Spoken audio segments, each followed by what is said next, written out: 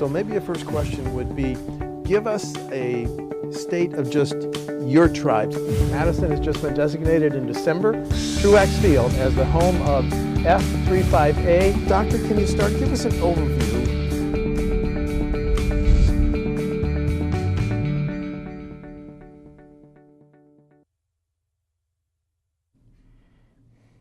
Last year, Wisconsin hemp farmers grew 1,643 field acres of hemp, and they also grew 22 greenhouse acres of hemp.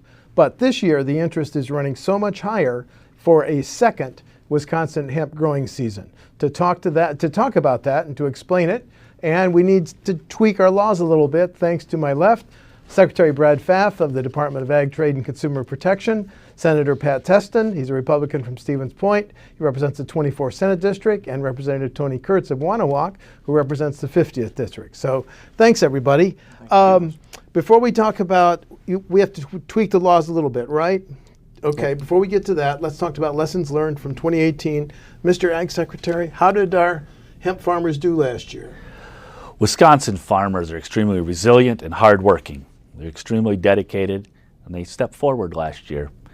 What we saw in 2018 was a number of smaller acreage patches. People are interested in this crop. There's opportunities.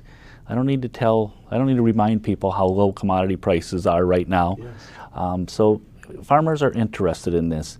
But some lessons that we need to learn are the following. We need to recognize that there's a supply chain as well. Processors as well as producers. We need to continue to have that conversation to make sure we have processors and producers that come forward. I am pleased to say in 2019 the interest from the processing industry is right there. The producers and processors are stepping forward, so I'm excited about that. Last year was an interesting growing year as well, though. It was a wet. It rained, and so the hemp crop doesn't like that moisture? Hemp doesn't care for that moisture. So we're learning that, but we're excited about the future. Now, you gentlemen will take the lead on the tweak we have to pass. So I'm wondering what you heard from your hemp farmers last year in terms of some anecdotes. Did they make money? Obviously, are they planning on doing it again? We'll be looking at the numbers here in a few minutes. Tony, what have you heard? Well, first of all, I had my license last year to grow hemp, and I actually did not grow hemp last year because something what the secretary said is there wasn't a lot of end markets, and as a farmer, you want to make sure you can sell that product, and that was some concerns last year. And to the secretary's point, the processor interest this year is night and day from last year, and so now you see from the stats, which you're going to show in a second, you see those growers coming on board. Right. And last year was an anomaly, I think, for weather-wise. You know, August was so wet in so many areas, and profits. There wasn't. If you made a profit growing hemp last year, you were one of the few.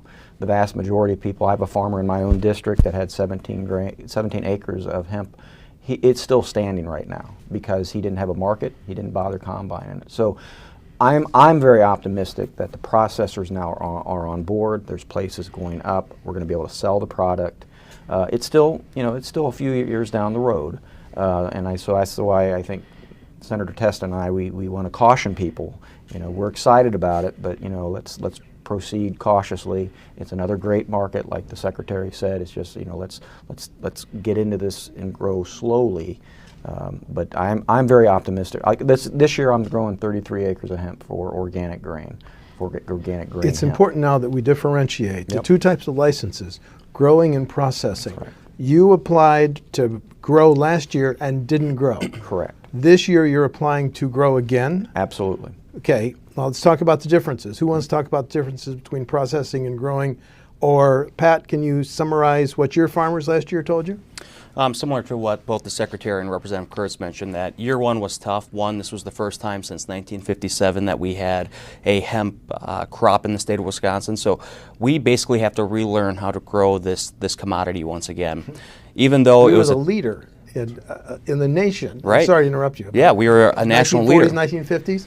We were the #1 hemp producing state in the entire country. But because of its close similarities with its cousin, the marijuana plant, it was banned. Now in year one, it was a rough year. We learned a lot. I think you learn a lot from the mistakes that were made in year one. Plus, Mother Nature wasn't too kind. Hemp likes dry feet. and the conditions that we had late towards the harvest season put a damper on a lot of growers in the state. But as we gear up for year 2 and as we work on the trailer legislation that we are working on with Representative Kurtz, it has been great to work with the Department of Agriculture and the Secretary and his team. That I think this program is going to be strengthened with the legislation that we're going to have, and as we'll see in a minute, the number of growers and processors that are interested and have filed to the state, this program has grown 6-fold. So I'm really excited about it. Okay, now let's go back to the definitions. Who can define for the audience and me growing versus processing? Would you like to go ahead? Well, I'm a grower, so You're a I'm grower. going to grow, and there's going to Although be you multiple. didn't grow last year. Well, and I made a conscious market decision because I didn't have a market, and I'm being very sincere about that.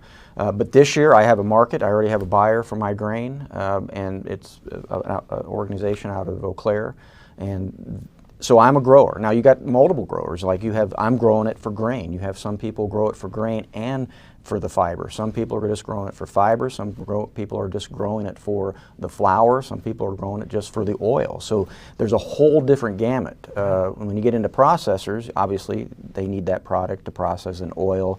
And some people are doing both. There's some growers that are doing growing and in the processing part. So I didn't mean to interrupt you, Secretary. The representative is absolutely correct. If you think of the, there's the fiber from the stalk. There's leaves, there's flour, and there's also pulp. So there's countless opportunities within what we have here with hemp. Again, it's making sure that our supply chain is in place, but there's real interest among our producers, our growers, and the processing industry is stepping forward as well. Quite optimistic of what this may bring to the countryside. Well, before we talk about the tweak as a result of the federal changes in the federal statute, let's look at these numbers. So let's put up these graphics. In 2018, there are 260, apps filed to grow, 247 licenses issued, but now look at the explosion from 260 apps filed, 1,460 to grow, and then let's look at processing. The number of applications, 107 of those, 100 were issued licenses, 716 this year. Mr. Secretary, yes. Is this increase the result of, as you mentioned earlier, low commodity prices, low milk prices, and our farmers, as hardworking as they are, seeking the next cash crop? It is, but also I will say this. There's a tremendous interest in this state to farm. Obviously, we recognize commodity crops. We recognize dairy. But we here in this state, we're very entrepreneurial and we seek to farm. And there's new entrants that are coming in that seek to be part of this as well. And again, you see this as far as the interest overall in the program. Is there some existing farmers that have stepped forward, but there's some new entrants that I've said, hey, I'm interested in this. I'm interested in this as far as the variety of products that we can bring to the marketplace with this. So it's a mix of what's happening within the overall pricing structure with conventional and organic agriculture, but also there's interest in new opportunities in agriculture. When farmers in your districts come to you and say, I'm interested in this, I watched it last year, I'm interested in it in the second year, how do you tell them to get information about how to grow hemp? How did you get information about how to grow hemp? Well, I called other growers, and I'll be honest, in other states? In my area. That grew last year, and you'll get mixed reviews. I'm not gonna lie. Like if I asked the gentleman that grew the 17 acres that's still standing, he's not going to do it this year. He isn't. Whereas I talked to another farmer, he said last year was an anomaly. Like I said last year with the weather, he's going to grow it this year. You know, one thing. Did he make money? That second No, he farmer? did not. He did not. Nope, he did not. A But loss. he's optimistic. Yes, right. And Is he going to grow more this year? he's Excuse gonna me grow, for keep he's gonna- peppering. No, it's fine. He's going to grow about the same. Okay. Because once again, we want to make sure we have those producers here in the state. And I'm the same way. If I did not have a buyer for my grain already, I don't know if I would grow it. You got to have that end market, and I think all farmers. Now, the one thing I want to, the Secretary, I do organic row crops. Yes. Organic, especially on the western side of the state, is growing And hemp does a good job in the crop rotation for organic, well really for a lot of rotations. And so that's one of the things that intrigued me about hemp, is to put that into my crop rotation as another tool, and it can be obviously profitable. So. Senator, when your farmers come in the 24th District and say, I watched it last year, I'm interested this year, where do you tell them to get information? Well, first off, as Representative Kurtz mentioned, make sure you have a buyer lined up at the end of the harvest, but get information from the department. They have done an incredible job of providing information to interested growers. And I want to mention, Steve, I think one of the reasons why we have seen such a huge explosion within year 2 of this program were some of the changes that were made at the federal level that clarified some gray areas that existed between federal law and state law. Right. That now that gray area has been cleaned up, more and more people are getting on board. And I think even to Representative Kurtz's credit, I think one of the primary reasons why you stayed out in year 1, if I remember right from conversations that we've had, was that there's uncertainty still. And now that that's gone, you are seeing more and more players come into the state. Not only that, you are seeing support industries come up. You've got financial institutions that are willing to get into the business, whereas in year 1 it was primarily a cash business. And you have things like insurance companies that are coming online with products to ensure that this crop is treated like many others. So in year 1, a lot of challenges that we overcame. Year 2, exponential growth and organic growth at that. Brad, Mr. Secretary, the federal changes, how will they help Wisconsin's hemp crop in the second year?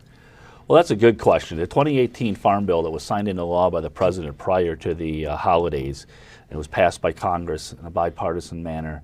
It provided a number of opportunities to move this forward. Number 1, it delisted hemp from the controlled substance list. What used to be a Schedule 1, Schedule A or whatever? That's correct. Okay. And the second thing it did is it provides growers like Representative Kurtz with the opportunity to participate in the federal crop insurance program, and that's very important as well. That's a big deal. So I mean, that was a real important step. By doing those 2 things, follows up with what the Senator just talked about. It helps the private sector, the lending institutions as well as the private insurance companies, to feel a little bit more comfortable coming forward and providing the financial assistance as well as the risk protection for growers. So that may help as far as when we look at the overall numbers as far as what's happening with the producer side. But also on the processing side, as both the Senator and the Representative have been very clear, we need to make sure that we have a market for the product that we're growing, and it's exciting that the processing industry is stepping forward here. Locally led too, here in the state, people are coming forward. Well, one thing that intrigued me, this is about WisconsinEye's 3rd or 4th show on this subject because we find it fascinating. Before the Farm Bill, you had to register exactly where you were going to grow hemp, the number of acres, the GPS coordinates, and federal regulators or anybody, your agency could come in and make sure. Now, have all those big brother aspects gone away, Mr. Secretary? That's a very good question, and we have shared that with the USDA, with the Agriculture Marketing Service. They had a hearing last week on this given topic, and an individual from DACAP, a representative of DACAP, did share testimony on the agency's behalf in regards to USDA Ag Marketing Service in regards to that given question. Of importance is we're looking at USDA, Agriculture Marketing Service within the USDA, as well as the Food and Drug Administration. We need to make sure when they put together the rulemaking, so Congress has passed the legislation, the President signed it into law, now USDA as well as FDA is in the rulemaking process. So to answer that question fully, we have to wait for the rulemaking process, but definitely we want to make sure that when USDA and FDA are doing their rulemaking, that they recognize the fact that Congress's intent and the fact that states like us here in Wisconsin, we're ready to step forward and help take the regulatory lead. I love having an organic farmer on the panel because it allows me to ask this question. Did it bother you that you would have to tell state or federal officials where your hemp crop was, the GPS coordinates, and how it was disposed of? Because those are pretty potentially big brother. I'm going to be honest. No, it actually did not bother me. And going forward, that's actually still, there's still a concern, because even my wife, she obviously knows we're growing hemp this year, and she said to me, are you worried about somebody stealing that? That is a concern, because even with crops going forward, we have to worry. Law enforcement has to know where these things are at. There's a multiple of reasons, and no, that actually did not bother But there's me. So. not much, if any, THC in there.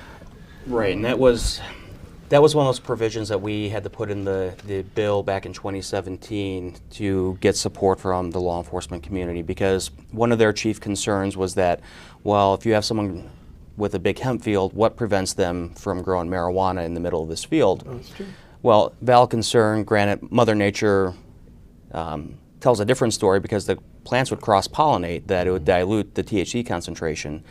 But that was one of those provisions that we had to put in there to get buy-in from law enforcement. And to Representative Kurtz's point, we do have that still within the trailer bill that we're going to introduce.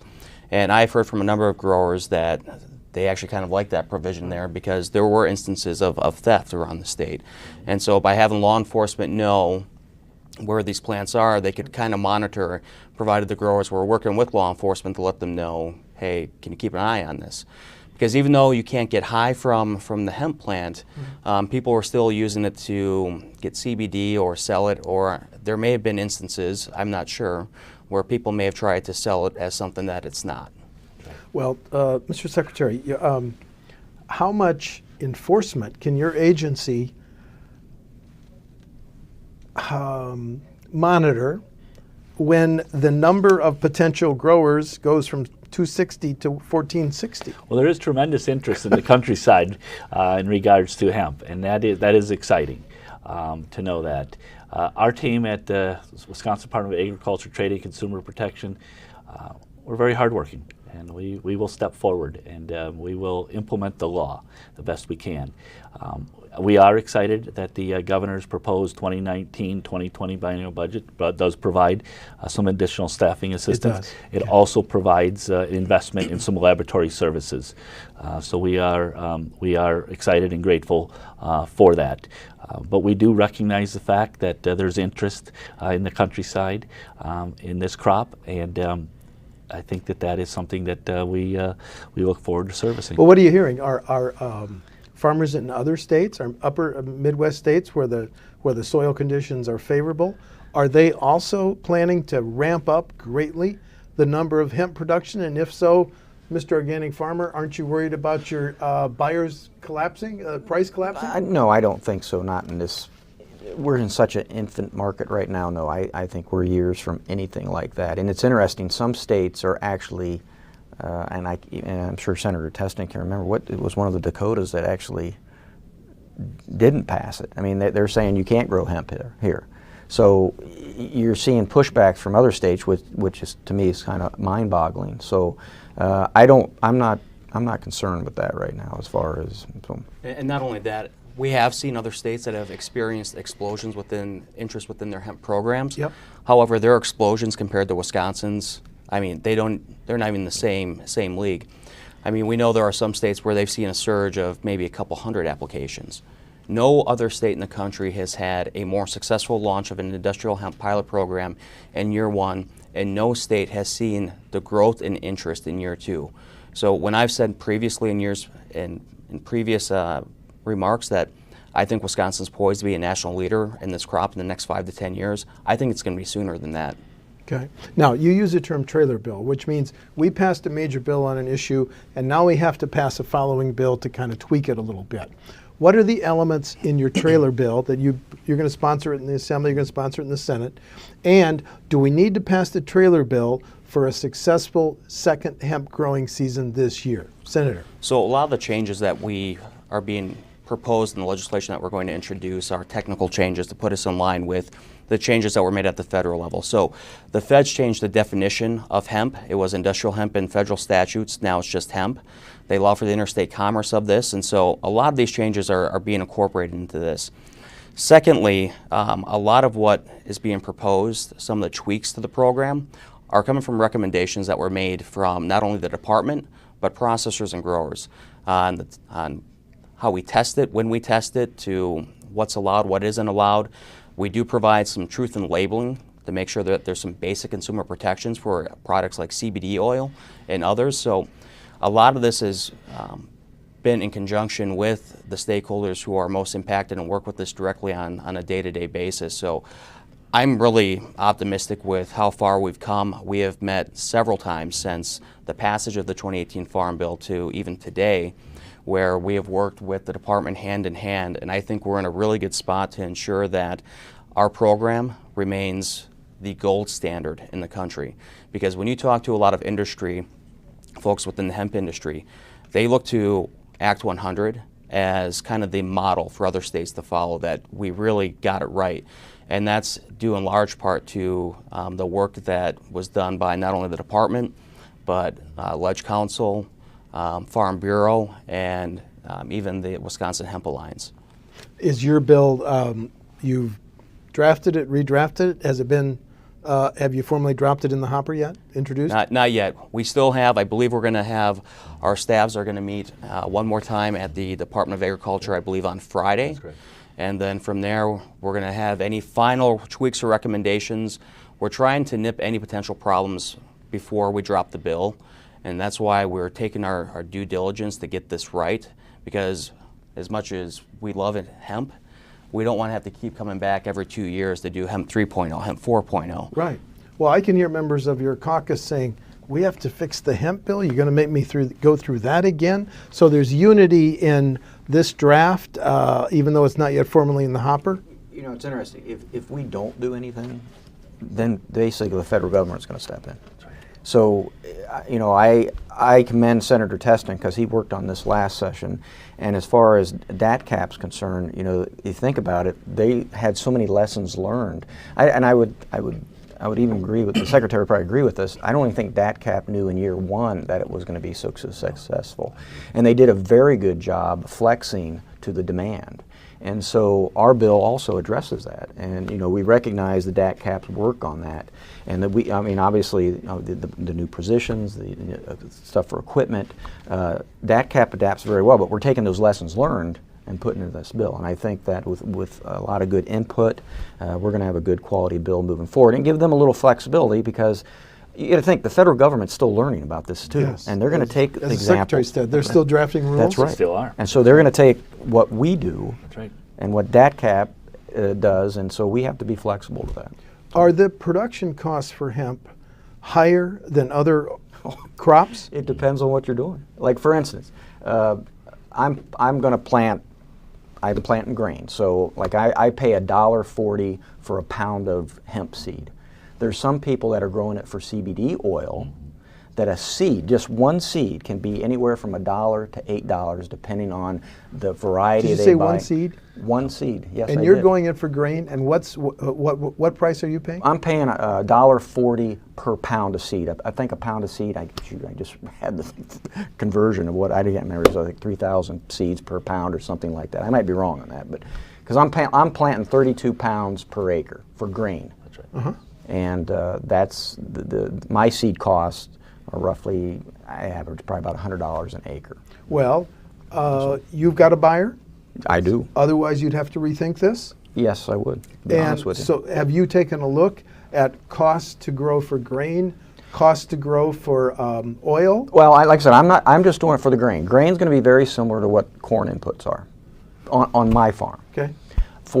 I've heard, and Senator Testin probably knows the more for the actual CBD oil per acre, but it's drastic change for what you're going to pay for to plant 1 acre of CBD oil.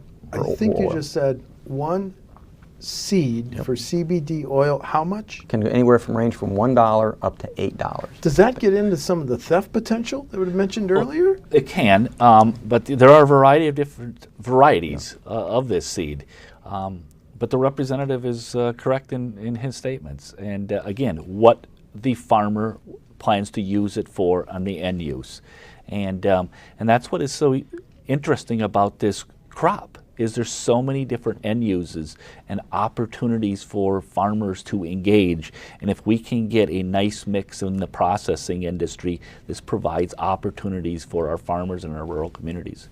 And Steve, you know, those varieties are no different than corn. I mean, there's so many different type of corn varieties. I mean, I hate to say it, the sky is the limit. And hemp's no different. The different varieties are going to produce different aspects that you want. And that's quite normal with them. So. Well, is hemp in competition with our ginseng crop, Senator? I think that's a different market, but I have heard from individuals who have said that hemp could be Wisconsin's next specialty crop, like potatoes, cranberries, or ginseng. So I think we're well positioned to be just that, a specialty crop in the state. Okay, so let's talk about the next steps. You're going to sponsor this bill, and it's got the agreement of the executive branch. Together on it. Yeah. And you're going to explain it to your caucuses.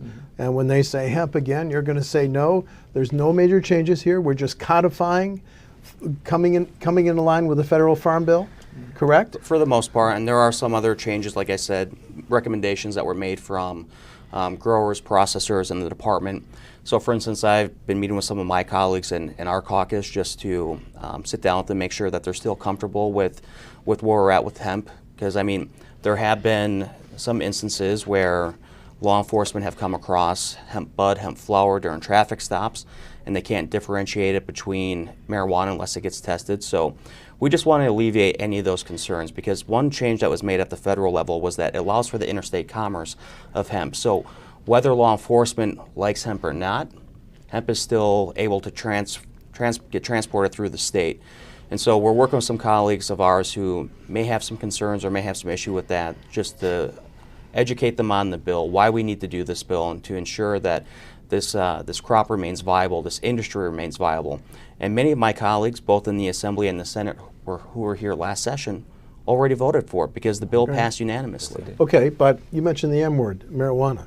Do you think those that want to, the governor's budget, medical marijuana plus decriminalize up to 30 grams, do you think those that favor the provisions in the governor's budget are going to say, just a minute here, for me to vote for your hemp bill, I need you to consider the changes the governor wants in marijuana, that these issues will get twinned up, Senator? Are you afraid of that? No, and we have been very clear from the onset of this, even going back to 2017 when the bill was first introduced, to keep these as two separate spheres. They have to be. Even though they look similar, they smell the same, they are still very different. I mean, statutorily, hemp cannot be above 0.3% THC, and genetically, they're different plants. They're cousins, but different. And so that has been probably the biggest hurdle that we've had to encounter, is just making sure that we keep those two issues separate from each other. Because if you begin to muddy the waters, then I think you run into problems where there will be individuals who say, well, marijuana wrapped in with hemp, well, I can't support that. And given the numbers that were just shown earlier, I don't want that to threaten this industry. Do you need your trailer bill to pass and be signed into law before we really get into the hemp growing season? No? No? Because right now things will continue as they operated under year one of the program. That's correct. Okay. We are still operating underneath the federal government, even though the Farm Bill passed, the 2018 Farm Bill passed, because their USDA and FDA is in the rulemaking process, we still operate within our pilot program. Okay. And as the senator stated, the pilot program that Wisconsin passed unanimously, a bipartisan basis, that was a piece of legislation, quite frankly, is one of the strongest in the nation. And unlike other states, we don't have limits on the number of licenses. We don't have limits on acreage. And that provides opportunities for people to step forward. Is a deadline for Wisconsin growers and processors to apply, has that passed? It was in early March. Mr. Secretary? Yeah. Okay, we're almost out of time. Let's have the final question this way. Farmers in Wisconsin that are thinking about growing hemp this season, give them advice. Mr. Organic Farmer, go first. I would say start slow. You know, like I farm 200 acres organically. I'm only doing about 33 acres, so I'm starting slow. Last year I would have probably only gone 10. Okay. So that's my caution to growers, is start slow. Senator. Contact the Department of Agriculture. They've been, like I said earlier, a tremendous resource. The fact that they were able to get this program off the ground within 90 days of the law being passed under emergency rules, I mean, phenomenal work. And they have just continue to do a great job. And so encourage people, make sure you have a buyer at the end of the process, and then contact the Secretary's department to get information. Mr. Secretary, final word? It's been an honor to work with the representative and the senator as we move forward to the next step in hemp and investing in Wisconsin agriculture, so thank you. Fascinating. The interest in hemp is growing in Wisconsin. You can see it by the numbers. I want to thank the Ag Secretary Brad Pfaff and Senator Pat Testin and Representative Tony Kurtz. And let's come back and talk about this at the end of the season. Sounds great. All right. Thank you very much. Thank you. Steve. Thanks.